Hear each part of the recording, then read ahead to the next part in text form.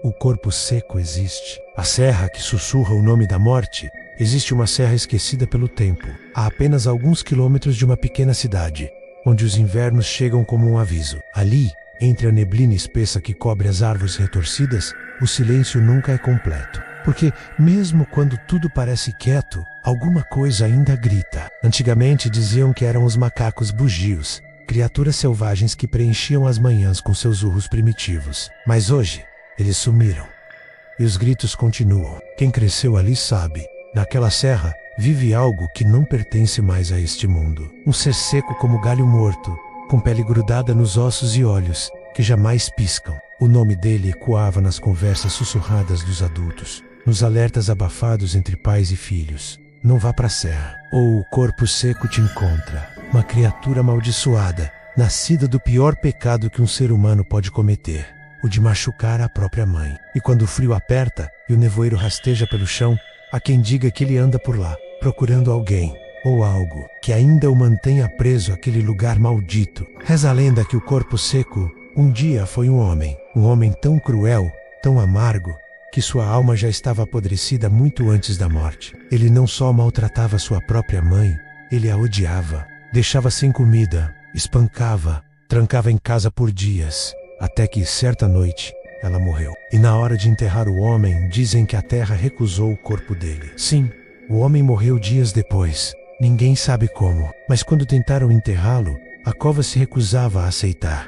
A picareta afundava, mas o chão cuspiu o cadáver de volta. O padre, tomado pelo medo, disse que aquele não era mais um homem. Era uma alma seca, condenada a vagar entre os mundos, sem carne, sem paz, sem perdão. O corpo foi jogado no meio da serra, entre pedras e árvores tortas, onde a terra é fria como a morte e o ar parece pesar no peito. Desde então, quem vai até lá sozinho, talvez não volte inteiro. Se voltar, durante anos, as pessoas tentaram esquecer. Tentaram explicar os sons com lógica, os macacos bugios, o vento assoviando entre os galhos.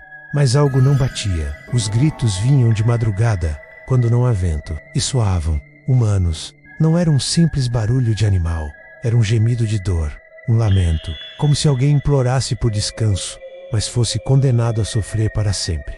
Quando o frio de junho e julho chegava, e a neblina cobria tudo como um véu, crianças ouviam os gritos a caminho da escola, abaixavam a cabeça, aceleravam o passo, mas o som parecia acompanhá-las. Alguns adultos, mais corajosos, ou mais tolos, contavam ter visto a criatura à distância, um vulto encurvado, com os braços finos demais para serem humanos, uma pele quase transparente colada nos ossos e os olhos secos, fundos, imóveis, observando, esperando.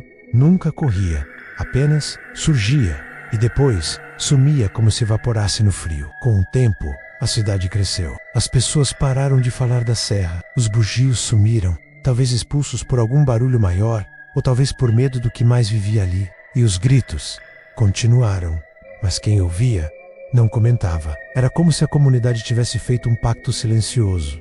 Esquecer, fingir que nada aconteceu, que não existe uma criatura esquelética vagando entre a névoa da madrugada. Mas o silêncio, às vezes, é mais assustador que o grito, porque ele não nega, ele esconde. E quando algo é escondido por tanto tempo, deixa de ser apenas lenda, se torna maldição. Até hoje, moradores antigos, já idosos, não olham em direção à serra durante o inverno. Trancam portas cedo, evitam janelas. E se você perguntar, eles apenas dizem que é melhor não mexer com isso. Talvez eles saibam algo que ninguém mais lembra. Ou talvez tenham visto o corpo seco com os próprios olhos. Nos dias mais gelados, quando a cidade dorme e o mundo parece congelar, os gritos ainda ecoam. Mais fracos, mais distantes, mais presentes. A serra continua lá, imóvel, como se guardasse algo que o tempo não consegue apagar. Os passos que sobem por suas trilhas esquecidas podem acordar aquilo que deveria ter sido enterrado há décadas. Mas não foi,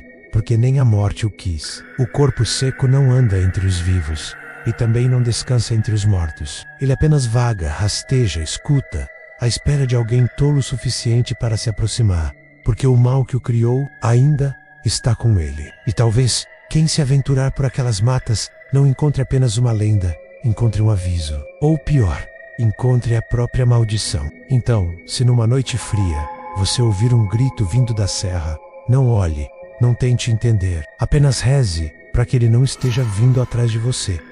Se você chegou até aqui, é porque sobreviveu à história do corpo seco.